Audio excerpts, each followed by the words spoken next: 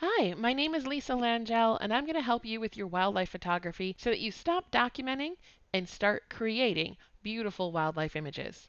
Now, you may know me from some of the workshops that I teach internationally, but I'm going to focus today on things that you can do right in your own backyard to improve your wildlife photography and get creative. Creative shooting involves thinking outside the box, and to do so, I've put these three images in a box to give you an idea of three different ways that aspen trees could be photographed. We have them as still in the upper left. We have them with a slow shutter speed and an intentional blur in the upper right. And then we've put it on a diagonal and used strategic composition to give you an abstract image that could sit on a wall in a hotel, office, or any high-end setting.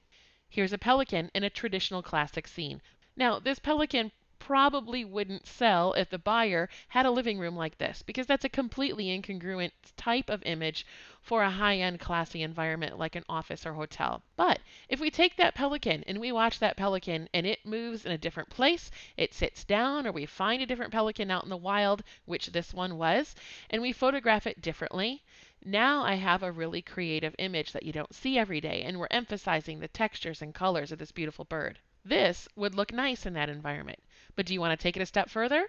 What if I take an abstract of that pelican's bill and the feathers and the skin? And now I've got an abstract wildlife image that ties in the colors of the room nicely and really creates a contemporary feel. It's still wildlife, but now you've been creative with it. So it's helpful to understand where your images are ultimately going to live so that you can shoot them with those things in mind. So when I talked about going to your backyard, think about the zoo as well. Now, the zoo offers really challenging scenarios for shooting. You have animals that are often down lower than you are because you might be on a platform or walkway. You also have man-made elements in the zoo that offer challenging shadows and obstacles to shoot the animals. And overall, it can just simply be a challenging environment with ever-changing lighting conditions and more. Some people will say, no, I don't want to shoot the zoo. I'm a wildlife photographer. And I'll say, if you're a wildlife photographer, you can challenge yourself to shoot in a zoo environment and get around these obstacles. And if you can do that in a zoo, it'll help you out in the field when you're with natural obstacles. How about these ducks? Well, yeah, this is probably a pretty ugly shot, plus the light is really harsh. But if you wait for the bird to move their head and you get in a little closer, now you have a really cool image. These parrots are beautiful, but this is a dime a dozen zoo image.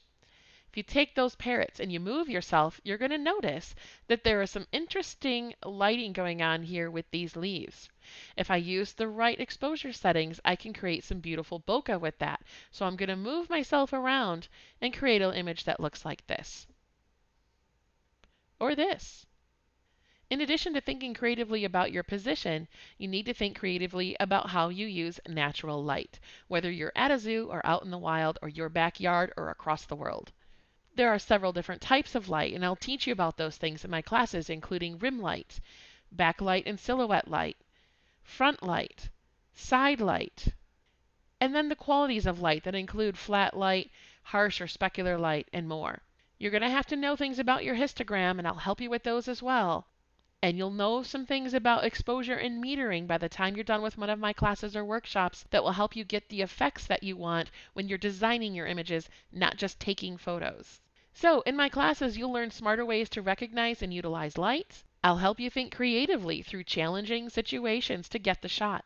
I'll help you build a repertoire of skills that will help you in the wild, and also be able to use exposure properly to get the artistic design and look you want, not just the picture of the species you want. I'll also help you with avoiding those common mistakes and avoiding ultimately the missed shots. So join me for a class or workshop. I offer sincere, thoughtful instruction. We offer a fun, upbeat, and relaxed environment with your personal attention and support at heart, and I provide you with expert knowledge, whether it's in the class or out in the field. You can find me teaching in Arizona for Photographers Adventure Club, Arizona State Parks, Becoming an Outdoor Woman, or internationally through my own workshops or through North of 49 Photography and many more locations. Thanks for watching, and I hope I'll be able to help you photograph the world beautifully.